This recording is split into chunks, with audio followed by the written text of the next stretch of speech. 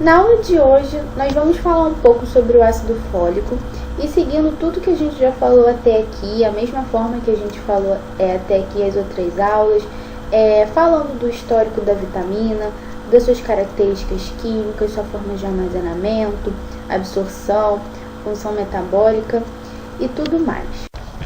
Em 1931, a pesquisadora Lucy Wills observou que alguns casos de anemia macrocítica que eram observados na Índia foram revertidos pela ingestão de extratos de fígado e de levedura. Essa anemia macrocítica ela consiste na presença de glóbulos vermelhos de tamanho aumentado e um exemplo desse tipo de anemia seria a anemia megaloblástica. E assim ela concluiu que essa doença seria fruto de uma deficiência alimentar. Além disso, ela reconheceu que a levedura e o fígado continham algum agente que seria capaz de curar a anemia macrocítica e a partir daí foi tentado isolar essa substância e quando conseguiram, eles denominaram de fator de Wills devido à pesquisadora. A sugestão para o nome da vitamina veio porque fólico deriva do latim, que significa folha, e esse nome foi sugerido pela predominância dessa substância em vegetais folhosos. Logo depois houve o isolamento da vitamina e descreveram a estrutura química do composto e demonstraram junto a isso que a vitamina era capaz de curar a anemia megaloblástica durante o período gestacional. Em 1962 foram estabelecidos os critérios de diagnóstico relativos à deficiência de folato e, a partir disso, estimaram as necessidades diárias de ácido fólico para adultos, ao qual serviriam de base para estabelecer as recomendações.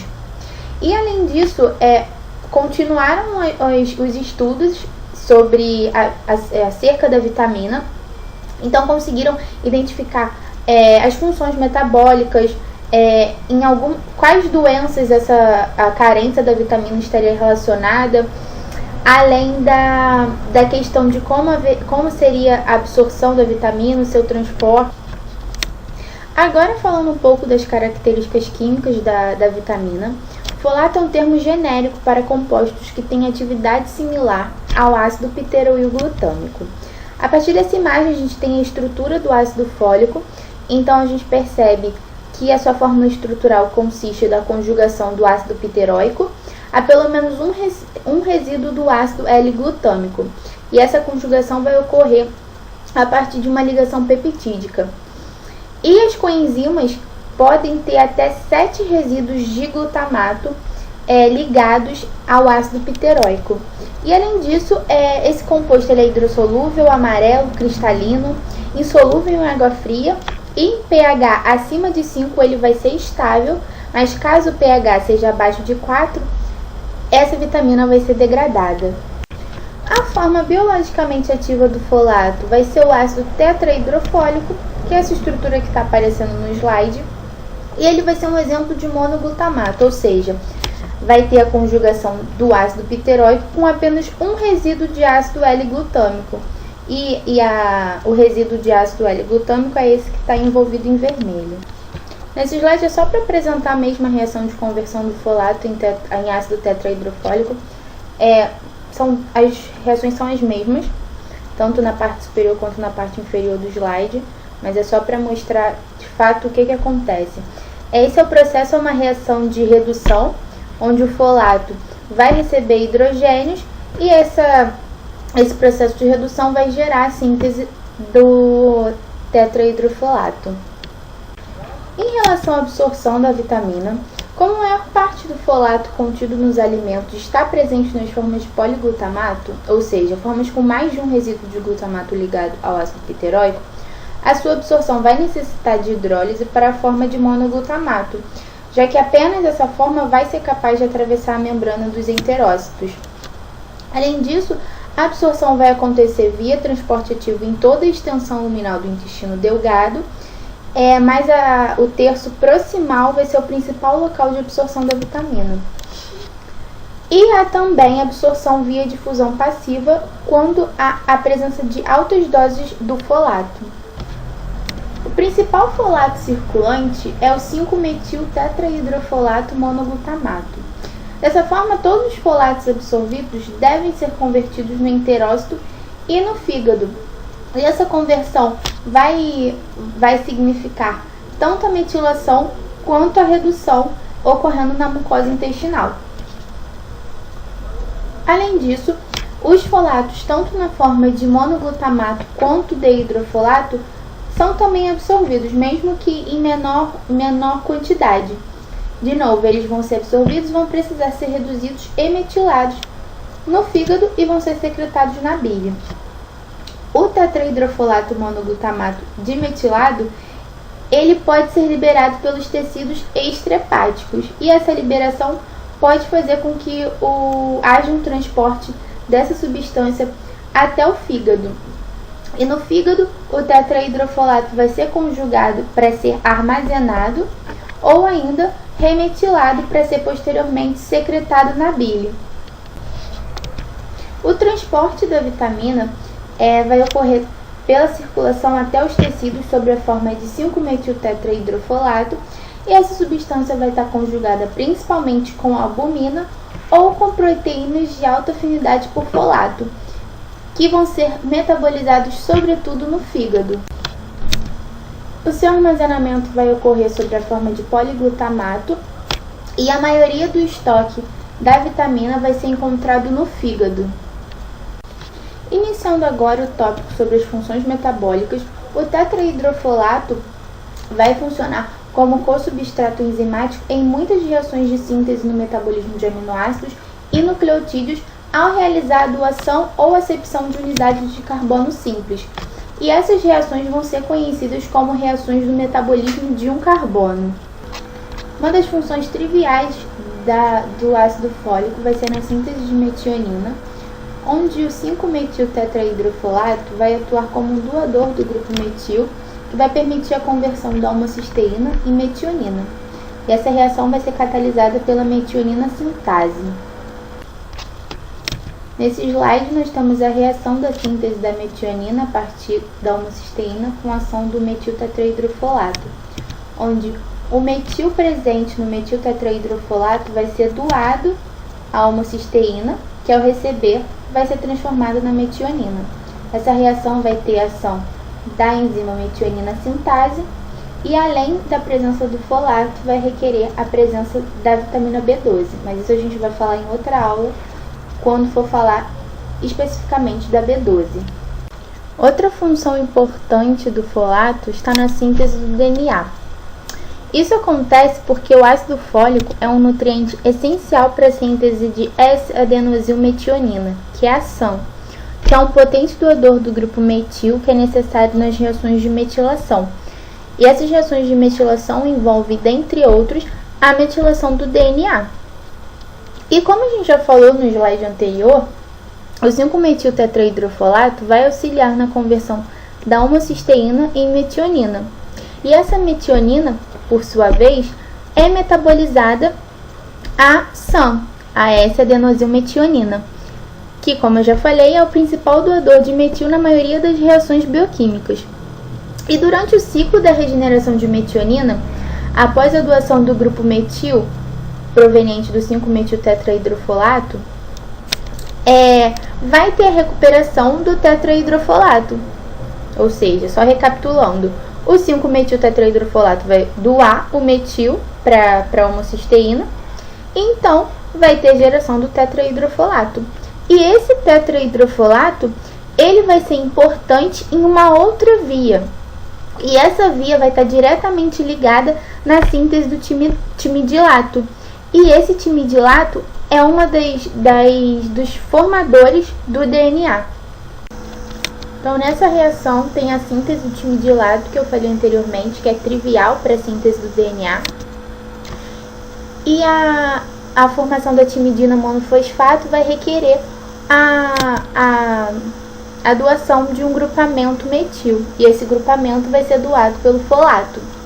Além disso, a timidina monofosfato, ela vai ser importante na geração da timina, que é uma das bases nitrogenadas que vão ser essenciais para a síntese do DNA.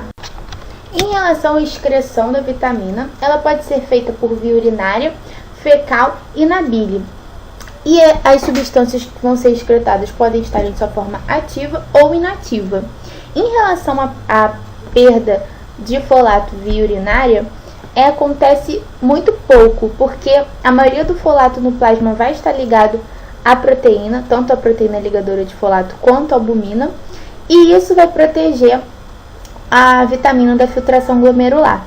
Além disso, a borda em escova presente na célula renal também possui grande concentração de proteína ligadora de folato, que pode reabsorver qualquer filtrado na urina. E antes que haja excreção, vai ser necessária a ocorrência de reações de clivagem e degradação. Nas fezes, 20% vai corresponder às frações alimentares não absorvidas, e o restante vai estar relacionado com a secreção biliar e a síntese por bactérias intestinais. E isso acontece principalmente porque a absorção do metiltetraidrofolato no jejum é um processo muito eficiente, por isso a perda fecal das frações relacionadas à alimentação vai ser baixa. Nos alimentos, como a gente já falou quando tratou do início da absorção, o folato vai existir principalmente como poliglutamato, e essa presença vai ocorrer em vários alimentos, tanto de origem vegetal quanto de origem animal. Então, algumas fontes ricas vão incluir fígado, cogumelo e, sobretudo, vegetais de folhas verdes folhosas, como espinafre, aspargo e o brócolis. O folato pode existir de diversas formas e sua biodisponibilidade vai variar bastante. Isso devido ao estado nutricional do indivíduo, a presença ou ausência de inibidores de conjugases, porque essas conjugases são enzimas presentes na borda em escova do intestino delgado, que vão ser responsáveis por hidrolisar o poliglutamato a monoglutamato. Então, se você não tiver a presença dessa enzima, ou então se você tiver inibidores dessa enzima, você não vai ter essa hidrólise, então o monoglutamato não vai ser formado, então você não vai conseguir absorver a vitamina. E além disso, podem ocorrer perdas da vitamina em relação ao armazenamento, cozimento, processamento com altas temperaturas. Falando agora sobre as recomendações diárias da vitamina, eu não vou voltar a explicar detalhadamente o que significa necessidade média estimada, nem ingestão dietética recomendada, nem ingestão adequada, porque eu já falei antes em algumas aulas, então para não ficar muito repetitivo, eu acredito que vocês já tenham entendido o significado. Então eu vou frisar mais nas quantidades mesmo necessárias, então nessa tabela a gente consegue perceber isso, e ressaltar a variação para as mulheres gestantes, que há um aumento acentuado na necessidade diária. Então isso porque a partir de mais ou menos de 1980 foi quando começaram as primeiras evidências relacionando a necessidade de folato em mulheres grávidas, sobretudo porque algumas gestantes que tiveram uma baixa ingestão da vitamina tiveram problemas gestacionais, sobretudo com os bebês apresentando má formação no tubo neural. Ainda não se sabe realmente qual a influência da vitamina nessa relação, nessa formação do tubo neural, mas os dados comprovam que a suplementação de folato no início da gestação resulta em diminuição significativa da incidência de defeitos no tubo neural. Mesmo que o folato esteja amplamente distribuído nos alimentos, a sua deficiência ainda é vista com bastante frequência, sobretudo porque existem alguns medicamentos de uso comum que podem causar hipovitaminose. E alguns fármacos, na verdade, eles vão interferir de diversas formas, tanto na absorção quanto metabolização e até mesmo na utilização do folato pelo organismo. E uma das principais drogas antagonistas da vitamina é o metotrexato, que é uma droga com propriedades antineoplásicas e imunossupressoras. E esse fármaco ele vai desempenhar uma função inibitória na enzima dihidrofolato redutase. E a redução do folato é essencial para a síntese de sua forma bioativa, como a gente falou lá no iniciozinho, que o folato ele vai ser reduzido a tetrahidrofolato. E por isso, então, a inibição da enzima vai levar a defeitos de metilação que comprometem a síntese de DNA, acarretando uma síntese sanguínea ineficaz. Como eu falei, a biossíntese de DNA e de RNA vai ser prejudicada e isso vai influenciar diretamente na divisão celular. E essa biossíntese prejudicada vai ser bastante evidente em células que se multiplicam de forma rápida, como os glóbulos vermelhos, leucócitos, células epiteliais. No sangue, a hipovitaminose de folato vai ser caracterizado por anemia megaloblástica e macrocítica, que é caracterizado por eritrócitos grandes e imaturos, ou seja, eles não vão ser eficientes. Além disso, vai ter um acúmulo de homocisteína, porque não vai haver o folato que é necessário para a síntese da metionina a partir da homocisteína. Então pode haver a promoção de aterosclerose, danos em função endotelial, indução de trombose, sobretudo devido ao aumento do estresse oxidativo.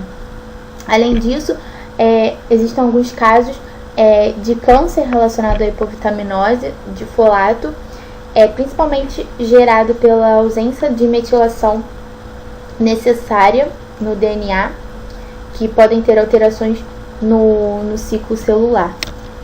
Por fim, a má formação do tubo neural. Como eu já falei, ainda não é totalmente elucidado como o folato vai estar influenciando na formação do tubo neural, mas uma possível explicação seria que, com a deficiência do ácido fólico, não haveria metilação pós-traducional de 2 aminoácidos, tanto a arginina e a histidina, que estão presentes no citoesqueleto, e isso poderia ser necessário para a diferenciação do tubo neural normal. Em relação à hipervitaminose, o excesso de folato ele vai ser excretado pelos rins e o que não foi excretado pode ser estocado, sobretudo no fígado. E há raros relatos de casos de hipersensibilidade a essa vitamina, com doses entre 1 a 10 mg por dia, e como sintomas surgiram febre, urticária, prurido, insuficiência respiratória. E além disso, a hipervitaminose de folato pode mascarar a existência de anemia perniciosa quando a ingestão é superior a 5 mg, porque doses desse tipo podem mascarar uma deficiência de B12, caso o consumo de B12 for insuficiente. Porque tanto a deficiência de B12 quanto a deficiência de ácido fólico vão provocar anemia, uma vez que vai haver uma formação de hemácias imaturas. E por isso, muitas vezes, trata-se a carência de vitamina B12 como a carência de ácido fólico e vice-versa. Mas a suplementação de ácido fólico, quando a hipovitaminose consiste de B12, não vai alterar os principais sintomas neurológicos observados na hipovitaminose de B12, mesmo tratando a anemia. Então, esses sintomas neurológicos da carência de vitamina B12 a gente vai discutir quando for falar dela. Mas é ressaltar isso, que por as duas vitaminas estarem relacionadas no mesmo ciclo, estarem relacionadas com a anemia, às vezes você confunde a hipovitaminose entre elas. Em relação à análise laboratorial da vitamina, podem ser utilizados tanto os testes bioquímicos quanto hematológicos para analisar a deficiência de folato. Dentre esses testes, tem a análise do nível de folato plasmático, que é utilizado para o diagnóstico de deficiência inicial, então a partir de 2 semanas, porque o nível sérico de folato ele é sempre baixo em pacientes com deficiência de folato. Por isso também refletiria uma dieta recente, se a pessoa consome pouco folato na dieta. E por esse motivo também o nível de vitamina plasmática pode se apresentar baixo antes que apareçam evidências hematológicas ou bioquímicas de deficiência. Então, por isso, para diagnóstico de deficiência inicial é indicado a análise do nível de folato no plasma. Além disso, ainda a análise do nível de folato nos eritrócitos, porque ele é importante na determinação das reservas corporais de folato e ele vai ser pouco afetado pela dieta recente. Então, ele refletiria uma deficiência mais tardia. E ainda pode ser feita a contagem de neutrófilos uma vez que alterações vão começar a surgir a partir da 6ª semana de carência da vitamina. E a análise do ácido formiminoglutâmico na urina, ele pode ser feito também, uma vez que a partir da 12ª semana de carência da vitamina, o nível desse metabólico vai estar alterado. E já a análise de hemácias megaloblásticas e da medula, elas vão aparecer de forma mais tarde, a partir mais ou menos de 18 semanas, e isso quando o paciente já apresentar uma deficiência muito grave da vitamina.